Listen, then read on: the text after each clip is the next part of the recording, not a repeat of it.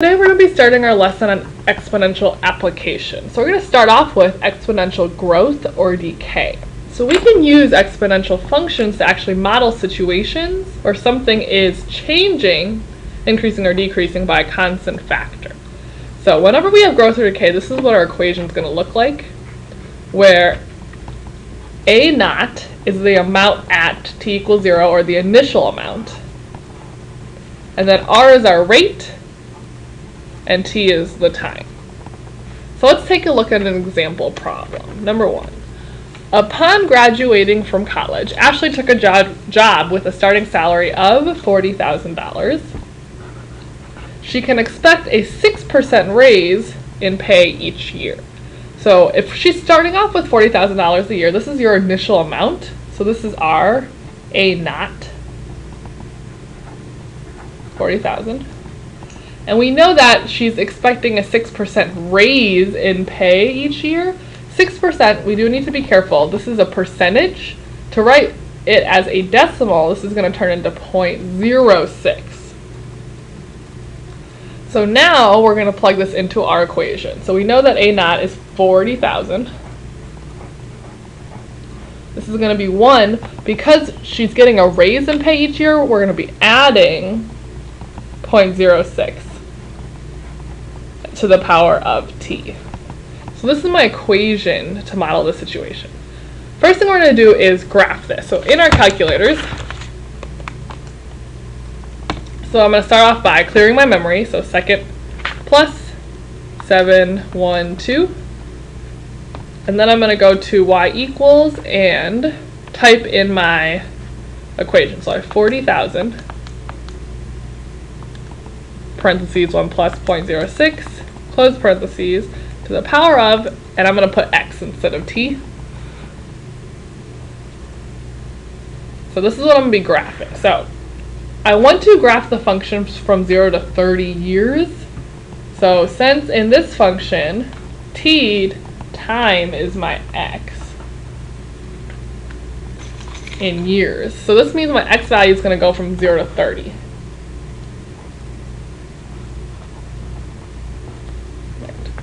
Okay, so let's go to my window. So time, I'm going to go from 0 to 30. For my y-min, I'm going to start at 0 as well. And I know it's going to be something, since I'm starting at $40,000, I know it's going to be something bigger than this. So let me just do 100,000.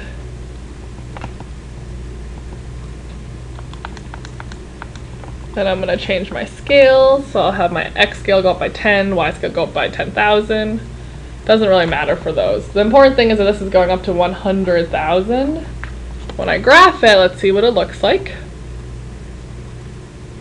So this is what an exponential function is going to look like. It is increasing. So let's graph it.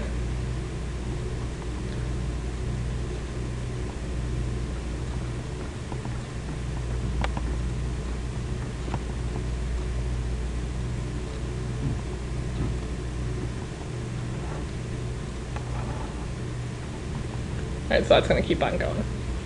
Okay, so if my x value is time in years, my y value, in this case, is our salary, which is measured in dollars. Using our graph now, we can now answer the following question. So Ashley's salary after 10 years, so this is t equals 10, which is my x value, right? Your time is 10. So for this one, I'm just going to use my second calc. If your x value is 10, I'm just going to go to value, type in x equals 10. That's going to give me my y, which is 71633.91. I'm going to round because it's in dollars to 2 decimal.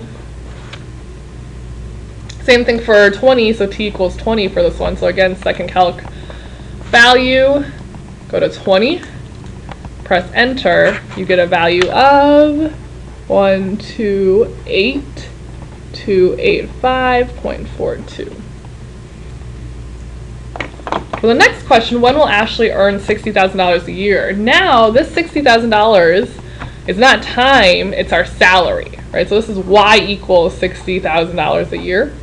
To solve this, again in our calculator, we're going to go to y equals now, and this is going to go into y2, 60, 1,000. When you graph it, now you're going to have two graphs, and to find this point where they meet, we are going to go to second calc, intersect, so number 5. We'll go down to intersect, press enter. You're going to move your cursor over to the intersection point. Enter, enter, enter until it says intersection. And so my x value here is 6.95, round it 3 decimal points, 959. And because this is time, my units here are going to be years. Cool. Let's look at number 2. Okay, so when you drink one soft drink, you consume 100 milligrams of caffeine, and the amount of caffeine in your body decreases by 14% each hour. So the first thing we're going to do is write a function for the amount of caffeine in milligrams left in your body after t hours. So you're starting off with 100, so this is my A naught. And my rate is decreasing by 14%. Again, you want to write this as decimal, so 14% is 0.14. You move the decimal point twice. So my function here, A of t equals, we're just using this exact same equation, A naught is 100. 1, in this case, it's decreasing. So instead of plus, it's going to be minus 0.14 to the power of t. So this is straight from this equation right here. Okay, here's my equation. Part B is asking how much caffeine is in the body after 5 hours. What does this 5 represent? It's my time, right? So this is t equals 5.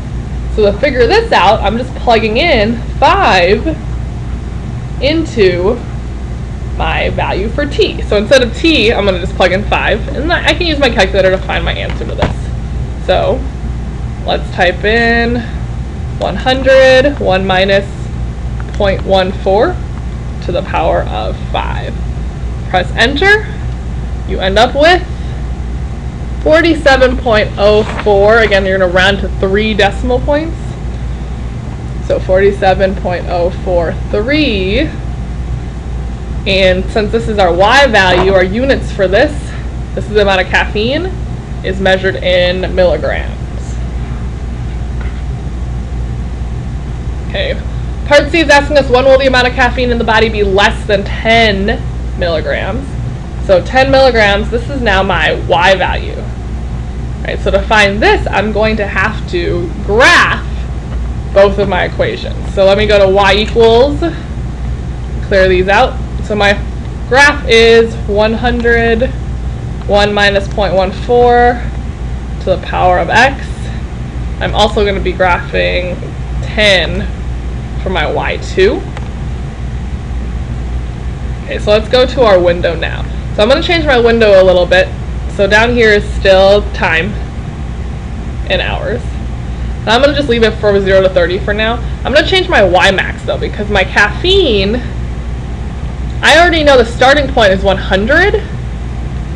And since it's decreasing after that, it shouldn't ever get more than 100. So I'm going to change my y max to 100.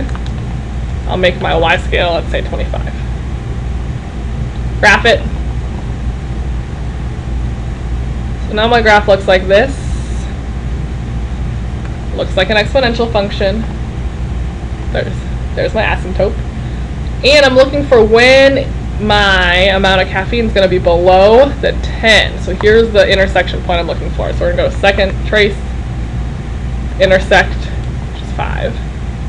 And go till your cursor is over it, enter, enter, enter, till it says intersection point. The intersection point is at 15.267.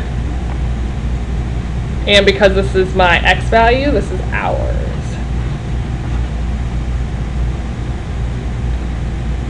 So finally, when will the amount be 0 milligrams? This is a question designed to ask you whether or not you know about asymptotes. So if your asymptote here is at y equals 0, when will the amount be at 0 milligrams? Never, because since y equals 0 is a horizontal asymptote, it never will touch it.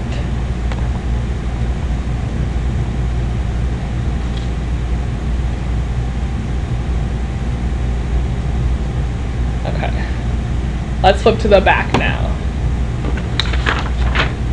So another type of problem that you might encounter is something called half-life decay. So you're going to know that a problem has a half-life if they tell you that you have a half-life. With a half-life, this is the equation we're going to use. We still have an A naught. This is the starting point, same as before. The difference is this K, which is the half-life itself. So let's look at problem number 3. So if we have a chemical substance that will decay by half in 3 hours, this is the half-life. This means that K is equal to 3. And we know that we have a 200 gram sample, which means I'm starting off with 200, so that's my A naught. Let me write my formula. So I'm using this formula. I know that 200 is my starting amount. For half-life, my base is always going to be 1/2. And then it's going to be T over, I know my K in this problem is 3. So this is just my equation. How much will be left after 10 hours? So 10 hours, this is my T value. So all I'm going to do is plug this into my equation. So 200, 1/2. Instead of T, I'm going to have 10 over 3. And I'm just going to find out what this is by putting in my calculator. So we're going to type in 200, parentheses 1/2 to the power of 10 divided by 3. Press enter, and that'll tell you how much will be left. You have 19.84, again, round to 3 decimal points. So 843. And my units for this one is, it started off with 200 grams, so I'm left with 19.843 grams. Okay, and one last type of problem. We have compound interest. So, very similar idea. The P here is the principal, which is again your initial investment, what you're starting off with. R is still our interest rate. The new thing here is the number of times compounded per year, which is both here and here. So there's 2 times that one is showing up. So let's look at our first problem. So for number 4, we have $4,000 invested at an annual rate of 6%. So if you're starting off with $4,000, this is my initial net amount, which in this case is called our principal. The rate is 6%. Again, we want to change it into decimal, so 0.06. It's compounded quarterly. Quarterly means that the number of times it's compounded per year, if it's quarterly, it's 4 times. That's my N. And that's what I'm going to be using to write my formula. Okay, so A of T equals my principal, which is 4,000, 1 plus my rate, which is 0.06, divided by N, which is 4, to the power of 4t. So I'm just plugging in all my values into this equation up here. From here on out, everything else is the same. How much will be in the account after 5 years? 5 years is T equals 5. So I'm just going to plug this in, 5, into this equation. So I have 4,000, 1 plus 0.06 over 4 to the power of 4 times 5. And now I'm going to put this into my calculator.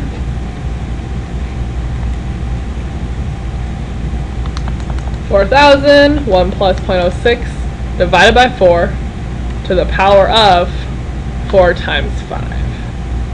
4 times 5. Press enter. This gives me how much is going to be in my account. 5,387. So since this is dollars, I'm going to just round to 2 decimal points for your cents. That's my answer for part B. Part C, how much would be in the account after 5 years if the interest is compounded monthly? So now we've changed our compounded. We still have 5 years, so my T is still 5. But if it's compounded monthly, how many times will be compounded per year? 12. So now my equation, I'm still starting off with the 4,000. I have 1 plus, still have the same rate, but instead of 4, I'm going to have now 12. And 12 up here as well. And I'm going to multiply by my time, which is still 5. So this is now the equation I'm going to be using. So 4,000, 1 plus 0.06 divided by 12 to the power of 12 times 5 in your exponent. Press enter. And this gives us $5,395.40. Okay, last problem. Part number 5. So this is a whole new problem now. We want to find the principal. So right now we're looking for P. So we don't know what P is. Needed to have $5,000 after 10 years. So this is my T equals 10 at 6.5% compounded monthly. So my time is 10 years. My rate, if I want to turn 6.5 into a decimal, is 0.065. Compounded monthly means that my N is 12. Okay, so this one's slightly different than the other ones we've done before because $5,000 is what we end up with. So this is actually what's on the other side of my equation. So $5,000 equals P. We don't know what we're starting off with. We do know all the rest of our values. So our rate is 0.065. N is 12. N is again 12 times our time is 10. Right, so everything up here we do know. The only thing we don't know is our P. So to solve for P, the first thing I need to do is figure out what this number right here is. So 1 plus 0.065 divided by 2 to the power of 12 plus 10. So this is the first thing I'm going to figure out. 1 plus 0.065 divided by 12 to the power of 12 times 10. So I'm just solving for this section right here. When I press enter, it gives me a whole bunch of numbers. So this is 5,000 equals P times 1.912183. It just keeps on going. 75, right? So really big number. Now if I'm trying to solve for P, get P by itself, what am I going to do with this number? I'm going to divide, right? So I'm just going to divide this whole thing by this number. And that's going to tell me what my principal is. So I'm going to do 5,000. And in my calculator, I can just do second answer. So I don't have to type all that again. And that's going to give me my answer, which is $2,614.81. And this is the amount of money that I have to start off with for me to end up with 5,000 after 10 years.